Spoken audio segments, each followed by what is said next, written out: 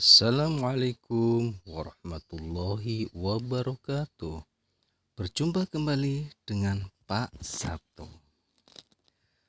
Bagaimana anak-anak kabar hari ini? Alhamdulillah sehat selalu ya dan tetap semangat. Pada kesempatan kali ini saya akan menyampaikan materi pembelajaran kelas 5 tema 6 tentang panas dan perpindahannya. Subtema 2 tentang perpindahan kalor di sekitar kita pada pembelajaran 2. Sebelum memasuki materi, marilah kita membaca doa terlebih dahulu.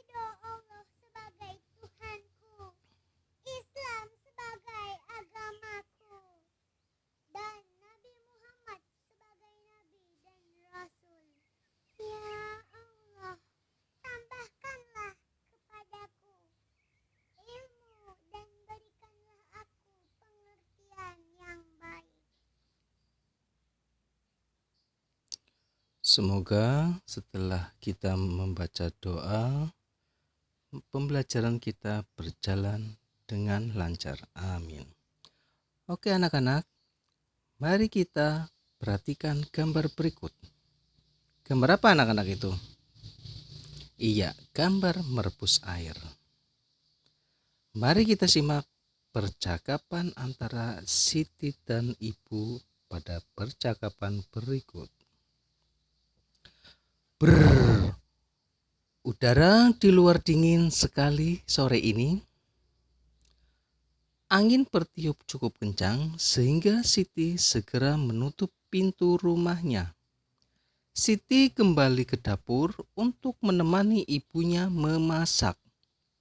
Siti melihat ibunya menjerang air untuk membuat teh.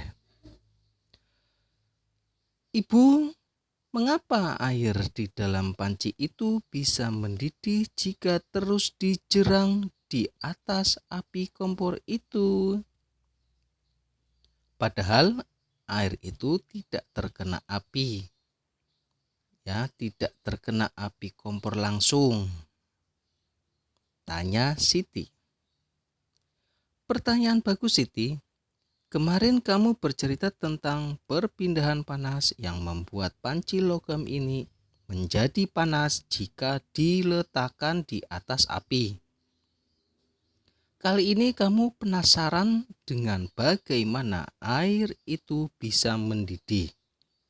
Jawab ibu. Iya Bu, kemarin aku membuat percobaan tentang konduksi. Cara mengalirkan panas yang tidak menyebabkan perpindahan zat perantaranya. Misalnya, sendok logam yang terasa panas jika dimasukkan ke dalam air yang panas. Kata Siti. Baiklah, Ibu mengerti. Kamu pasti masih sangat penasaran. Bagaimana kalau kita diskusikan dengan ayah? Sekalian kamu bawakan teh hangat yang kamu buat itu untuk beliau, kata ibu. Ide yang bagus Bu, kata Siti. Oh ya, mari kita perhatikan tadi ada kata menjerang. Ya, menjerang. Ini menjerang. Menjerang itu artinya merebus. Ya, menjerang artinya merebus. Lanjut. Ayo membaca. Bacalah bacaan berikut ini dengan seksama. Ya, anak-anakku sekalian, simak ya bacaan berikut yang berjudul perpindahan panas atau kalor secara konveksi. Perpindahan kalor secara konveksi ialah perpindahan kalor yang disertai dengan perpindahan zat perantaranya. Umumnya, peristiwa perpindahan kalor secara konveksi terjadi pada zat cair dan gas. Zat yang menerima kalor akan memuai dan menjadi lebih ringan sehingga akan bergerak ke atas. Saat zat yang lebih ringan tersebut pindah ke atas, molekul zat yang ada di atasnya akan menggantikannya.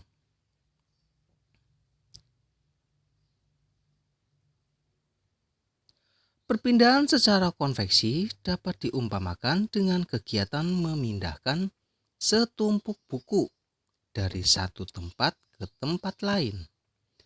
Ketika kamu memindahkan buku tersebut ke tempat lain, tentu kamu akan ikut bersama dengan buku-buku tersebut. Jika buku-buku itu diumpamakan sebagai energi panas dan kamu adalah medianya, maka perpindahan kalor dengan cara konveksi akan menyertakan perantaranya. Ya, coba lihat gambar anak yang sedang memindahkan buku itu ya. Perhatikan gambarnya. Lanjut. Peristiwa konveksi terjadi pada saat merebus air. Air yang letaknya dekat dengan api akan mendapat panas sehingga air menjadi lebih ringan. Air akan bergerak ke atas dan digantikan oleh air yang ada di atasnya. Demikian seterusnya. Perpindahan kalor secara konveksi juga mengakibatkan terjadinya angin darat dan angin laut.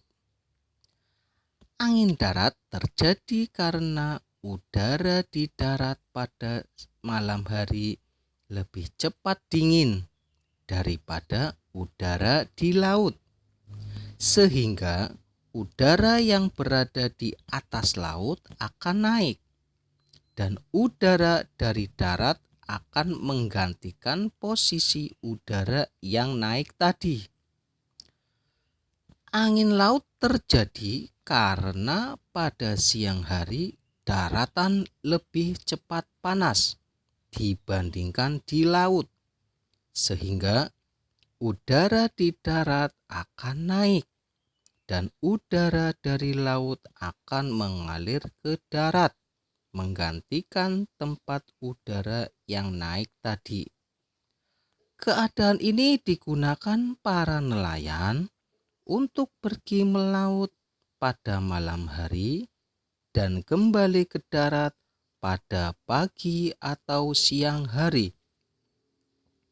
Sedangkan contoh peristiwa konveksi yang lain adalah penggunaan cerobong asap pada pabrik.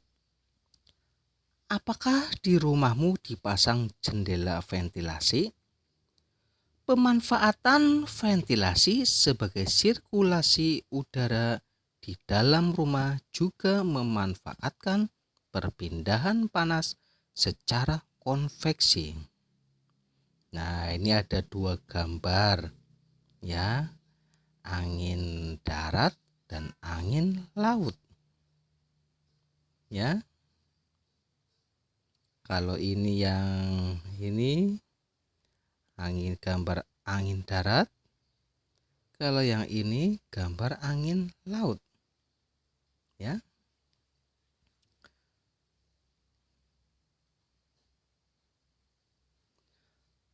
Oke, mari kita lihat tugas bahasa Indonesia. Tuliskanlah pemahamanmu tentang konsep perpindahan panas secara konveksi dalam tulisan satu paragraf berikut. Jadi kalian ya nanti membuat sebuah paragraf cukup satu saja. Ya, dari sumbernya dari bacaan tadi. Oke?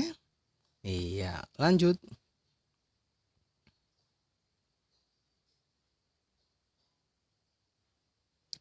Ayo mencoba. Nih, coba kita menyelidiki perpindahan panas secara konveksi. Alat dan bahan yang perlu disiapkan yaitu 1. Segelas air panas. 2. Es batu. 3. Air matang suhu ruang. Yaitu untuk membuat es batu ya anak-anak. Yang keempat, 1 buah kantung plastik ukuran kecil. Yang kelima, 1 buah karet gelang. Dan yang keenam adalah pewarna makanan. Percobaan ini memerlukan beberapa es batu berwarna. Oleh karena itu, buatlah es batu berwarna terlebih dahulu. Kamu dapat membuatnya sehari sebelum kegiatan percobaan ini. Ikutilah langkah berikut ini. Membuat es batu berwarna. Campurkan setetes pewarna makanan ke dalam air matang suhu ruang. Yang kedua, masukkan air yang telah diwarnai ke dalam kantung plastik. Yang ketiga, ikat kantong plastik tersebut dengan karet gelang. Yang keempat, masukkan kantong plastik berisi air ke dalam lemari es sampai membeku. Es batu berwarna ini juga bisa diganti dengan es lilin warna-warni ya, yang mungkin mudah didapat. Berikut langkah kegiatan percobaannya. Yang pertama, siapkan 1 buah gelas ukuran sedang. Isi dengan air panas. Usahakan gelas cukup besar sehingga dapat memuat es batu yang telah dibuat sebelumnya. Yang kedua, masukkan es batu berwarna ke dalam gelas air panas. Amati es batu yang ada di dalam gelas berisi air panas tersebut. Yang keempat, catat apa yang terjadi dengan es batu berwarna tersebut. Nih gambarnya ya, es batu dimasukkan ke dalam air panas.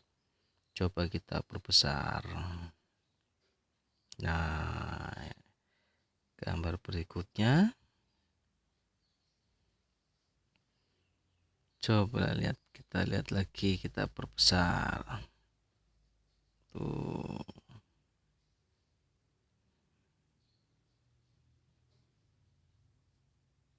Ya, paham kalian? Iya, lanjut. Sekarang tugas IPA. Setelah melakukan percobaan tersebut, jawablah pertanyaan panduan berikut ini. Nomor 1. Bagaimana es batu setelah dimasukkan ke dalam air panas? Apakah es batu mencair? Mengapa demikian? Nomor 2. Es batu mencair karena mendapatkan panas. Berasal dari manakah panas tersebut? Nomor 3. Apakah zat perantara pada percobaan ini? Nomor 4. Termasuk peristiwa apakah perpindahan panas pada percobaan ini? Mengapa demikian? Yang nomor 5. Sebutkan 3 contoh peristiwa perpindahan panas secara konveksi yang terjadi di sekitar kita.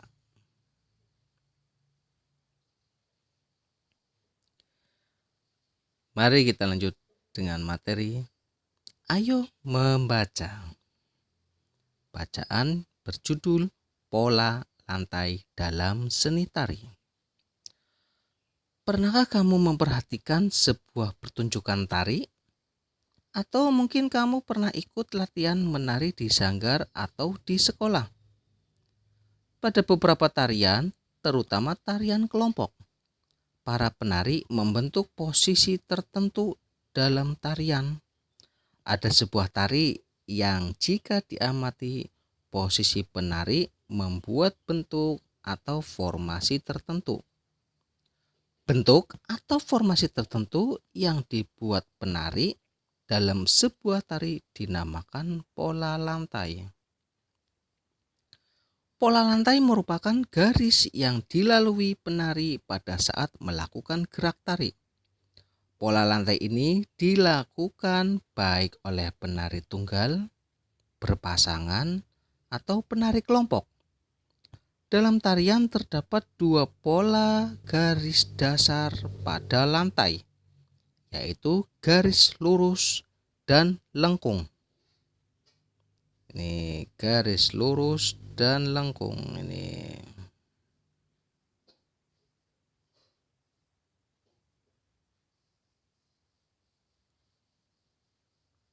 Perhatikan ya gambarnya. Pola garis lurus terdiri atas pola lantai horizontal, vertikal, dan diagonal.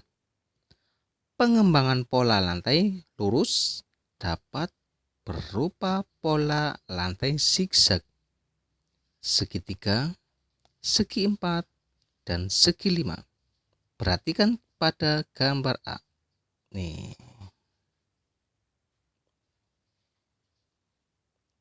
Ya, ini gambarnya zigzag, segitiga, dan segi empat ya, segi lima.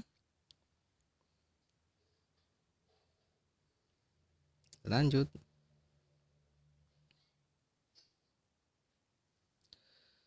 Selain garis lurus, terdapat juga pola garis lengkung. Pola ini pun dapat dikembangkan menjadi berbagai pola lantai. Pola lantai itu antara lain berupa lingkaran, angka 8, garis lengkung ke depan, dan garis lengkung ke belakang. Lihat gambar B. Ya, garis lengkung ke depan, ke belakang, ada lingkaran, ada angka 8 ya. Berikut adalah dua jenis tari daerah yang memiliki pola lantai yang berbeda.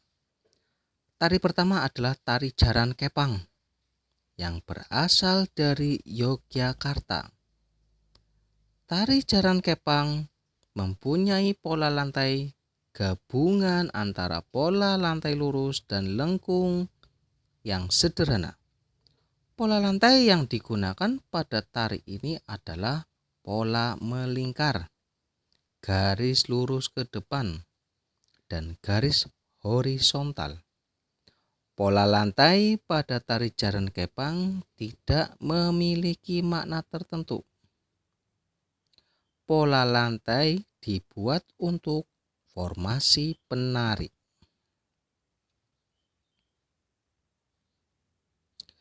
Berbeda dengan tari Bedoyo Semang yang juga berasal dari Yogyakarta, tari klasik ini mempunyai pola lantai yang sudah tertentu dan mempunyai makna tertentu.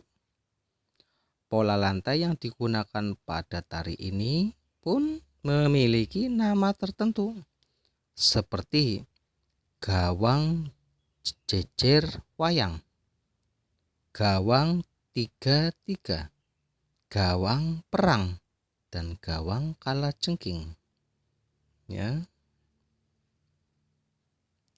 Langsung menuju ke tugas SPDP. Perhatikan gambar tari di bawah ini. Nah, ini tari saman dari Aceh. Ya. Pola lantainya apa? Terus gambar pola lantai. Yang kedua, Tari sekapur sirih dari Bengkulu sama. Nama pola lantainya apa? Terus digambar pola lantainya. Yang ketiga, tari pendet dari Bali. Yang keempat, tari piring dari Sumatera Barat. Ya. Demikian materi pembelajaran kelas 5, tema 6, subtema 2, pembelajaran 2. Apabila ada salah-salah kata, saya mohon maaf sebesar-besarnya. Wabillahi taufik walhidayah. Wassalamualaikum warahmatullahi wabarakatuh. Terima kasih.